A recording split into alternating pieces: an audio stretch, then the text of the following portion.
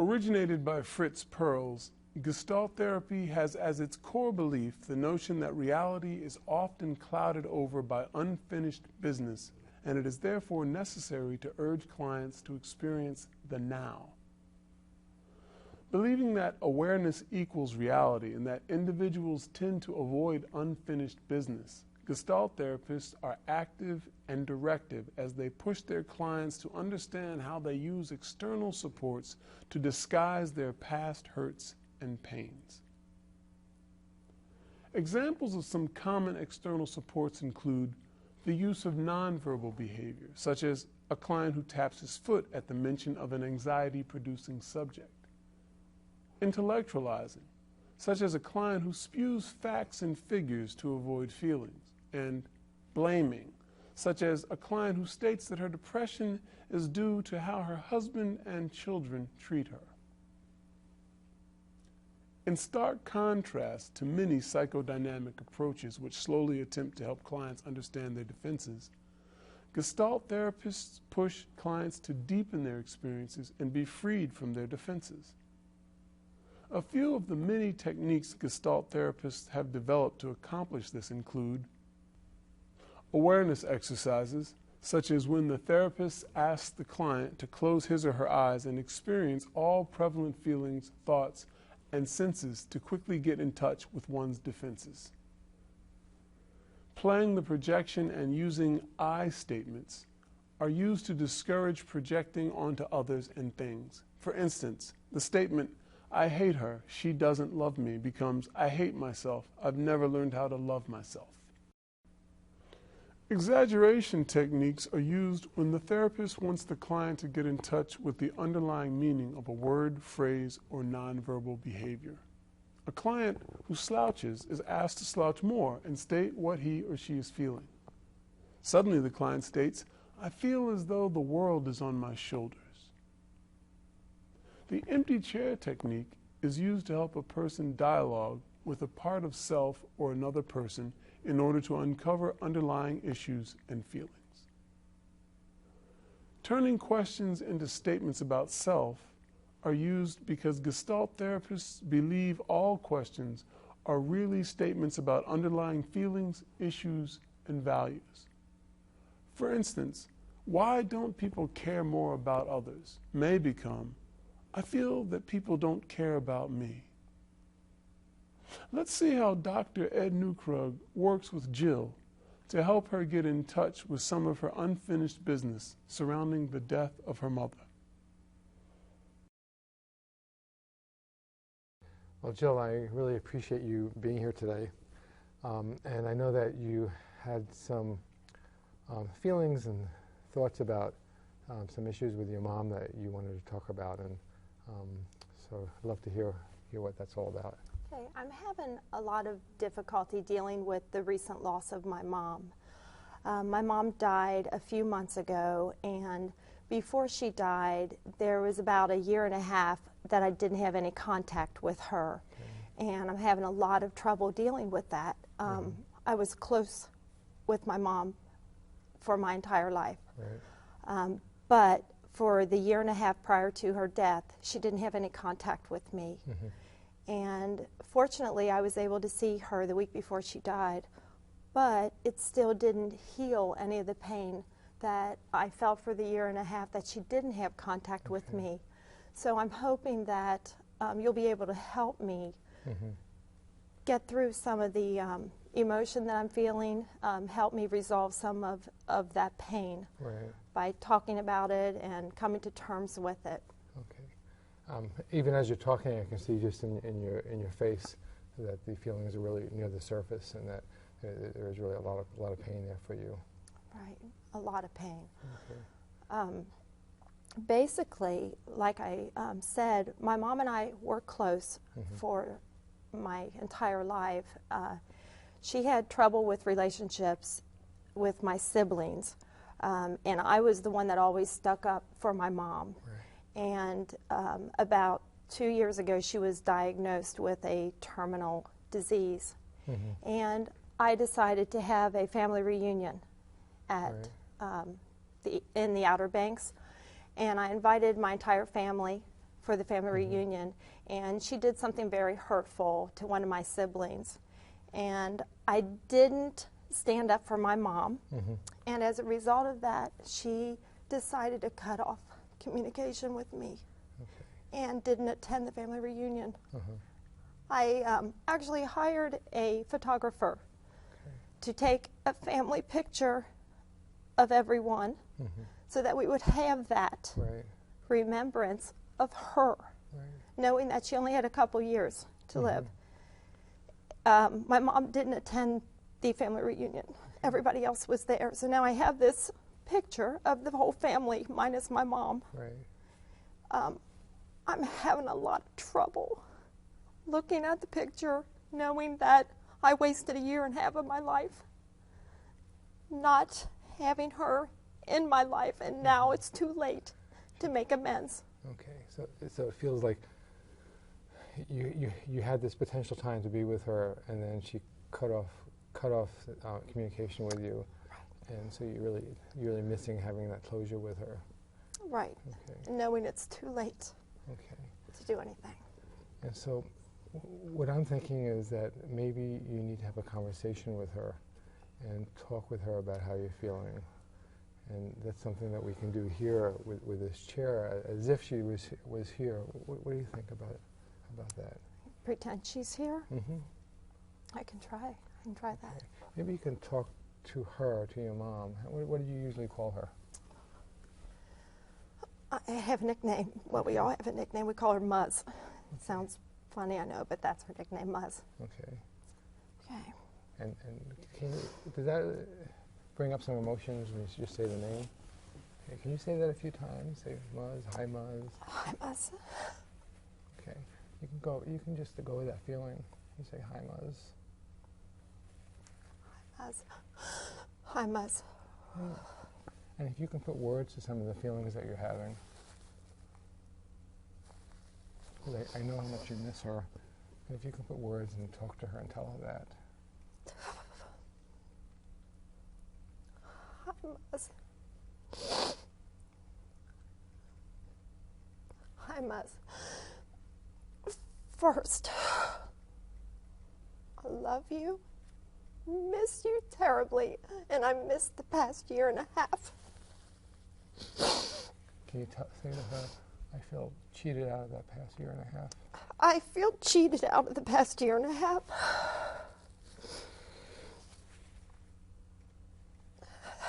I feel cheated out of the family reunion. I feel cheated out of the experiences our entire family could have had. Can you tell your mother how angry you are at her? I'm not good at it, expressing anger. Okay, can you try that? I'm really not good at expressing anger. Okay.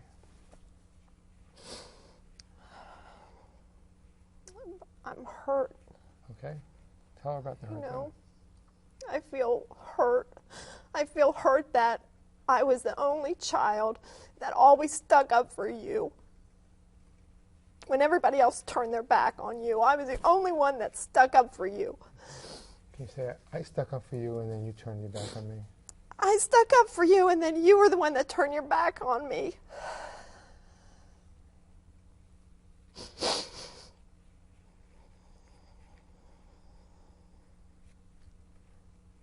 And I don't think I deserve that.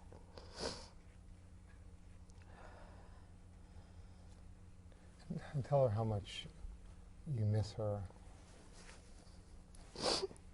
because of that. I miss you, and I wish I could take back the past 2 years. I really do. I would give anything to take them back. It's so petty now. It's so petty now, I wish I could take it back.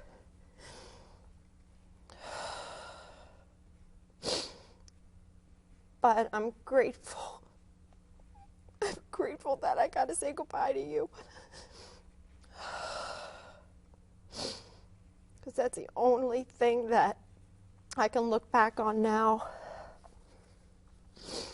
and be grateful about, because I truly don't think I could I truly don't think I could deal with any of this now if I didn't have the opportunity to say goodbye to you. So you did have that opportunity? Yes. So a lot of the feelings that you have, it's not around the closure of saying goodbye, it's more around the feelings you have having missed that year and a half Right. with her. Okay. Exactly. Okay. And do you have a sense of what she might say back to you if she was here? Well, my stepfather told me a few months ago, he actually came to visit me, and he said, Jill, I just want you to know that your mom loved you very much. You know, and that meant a lot to me. So I truly think that she was just, you know, stubborn. And I don't think she meant to hurt me. I think she was just stubborn and had difficulty, you know, making that first move, you know. And I certainly hear how much you loved her. Oh, very much. And maybe you can tell her one last time how much you loved her and how much you regret not having had that time with her. Muz, I love you. I do regret wasting the past year and a half of your life. I'm glad we had all those other years, and I'm glad we had all those other photographs. And I'm glad that I have Joe, my stepdad. And I promise that I'm not going to waste any years with him. And I sense and feel the loss that you feel from not having that year and a half. And I think that's going to be an ongoing issue for you. But I hope that you can continue to have conversations with your mom, maybe through a chair, through journaling, in other ways, so that you can help to resolve some of those feelings that you have. Thank you. Very helpful. Okay. Well, I look forward to hearing how you do with that. Thank you. Well, that was certainly a powerful session. And I suspect it has something to do with the approach, the Gestalt approach to counseling that you demonstrated. Can you tell me something about the role of emotion and experience in the Gestalt approach? Right. Well, Gestalt therapists believe that awareness equals reality, and that people a lot of times go through life defending themselves from their feelings. And so it's important to help clients get in touch with some of their deeper feelings. You know, Fritz Perls used to refer to it as the elephant shit in our lives. And because it just kind of sits there and you don't get it out. And until you get it out, you aren't really clear within yourselves.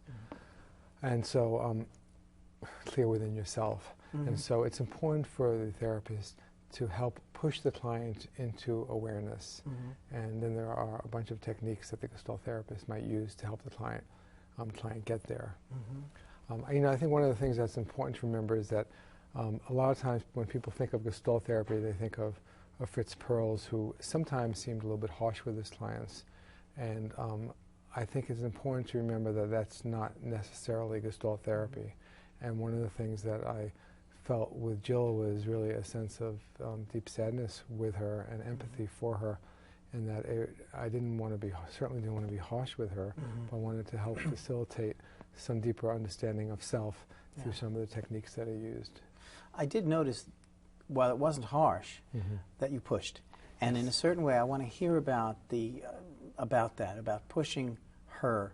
And you can maybe remember in this session, I'd like you to do this. I'd like you to talk to her. Right. That seems to be a pretty significant part of the practice of Gestalt for some reason. Right. As opposed to person-centered counseling where you're being non-directive, there is a piece of Gestalt therapy, a big piece, where you are directive and you're gently telling the client what to do and encouraging them to experience more of their feelings. And you can do that in many different ways. One thing I didn't do was to ask her to close her eyes and just get in touch with her feelings. And sometimes that alone is enough to get a person just to begin to share some deeper feelings. And then one of the techniques I used during the session was that empty chair technique. Sometimes that's used to talk to a person who might have died. Sometimes that's used to talk about another part of self, so you can have one part of self here and another part in the chair. But in either case, it's to help you get in touch with your unfinished business about a part of self, part of self within self, or part of self about another person. And I hear the word Gestalt is a German word that refers to a whole or a completeness. And what you're describing is part and incomplete or unfinished, unfinished business. Right. Would you say that the concept behind a lot of Gestalt work is to complete some of this business that is left unfinished and therefore very raw? Right. And that what you did with Jill was to, in fact, ask her to finish, maybe too strong a word, but get closer to some acceptable wholeness, the meaning she was making about her mother. Right. Yeah, I guess I think of human beings as kind of being perfect if we can get through our defenses and hear ourselves clearly and get to know ourselves fully. And that's my attempt, to help people get rid of some of the unfinished business they're holding on to so they can be fully whole again. And that I think is our natural way of being. That you can get to that place and are inclined that way. However, Gestalt is more directive than humanistic counseling. Both share somewhat that view that we can be authentic and be more in touch with the very real part of ourselves, but use quite different methods to get, or somewhat different methods to get to that place, don't they? Well, Gestalt therapy is considered a kind of under that umbrella existential humanistic therapies. But it is much more directive than certainly person-centered, and it certainly is more directive than existential even. You do push the client. But again, I think it depends so much on the personality of the client. I don't know if you noticed that during one part of the session, I asked Jill to tell her mom how angry she was at her. I thought it was sensing that she was angry at her, and she said, I have trouble expressing anger, and she said it twice to me. And so I said to myself, you know, I don't want to push a person that much, so if she's saying that, I'm going to back off of it. And then if you noticed, right after that, she did begin to express some anger towards her mom. And so she kind of did it on her own anyway. And you triggered some of that. You said, tell your mom how you feel, or whatever it was, and she then responded with something that was approaching anger and was anger. Right. Yeah, now, some Gestalt therapists might push it harder and farther, including the founder of Gestalt, Fritz Perls, said, I want you to do this. So, you know, that's a choice you made as a therapist. On the other hand, the key theme I'm still hearing, this is on a sort of a gut level, is the idea of experience and emotion. These two E's seem to resonate with Gestalt therapy. So, would you agree that there's an emphasis on experience and emotion rather than staying in the head or talking about the past? You're in the experience of the moment, and you're pushing the emotional experience that brings. Absolutely. Experience in some ways equals emotion, and in some ways equals reality and awareness, and they're all in that soup together. And I think that's so important to be able to help the person, guide the person towards experiencing themselves fully. Can you name some? You named a couple of techniques, and there may not be a lot more specific ones that we can say, or the general drift of the technique or the counselor-type responses that Gestalt counseling would use. Well, certainly the empty chair technique is kind of the big one that everyone knows about. And then there's also just helping the person to get in touch with their feelings, sometimes by closing their eyes and just experiencing themselves more fully. Another one is the exaggeration technique, which you ask a person to repeat themselves, and as they repeat themselves, they tend to get more in touch with their feelings. You did that one too. You said talk to. I did do that one. I also asked her directly to identify what she called her mom. So I think that brought her closer to the experience of her mom within herself. So identifying and label something directly is important.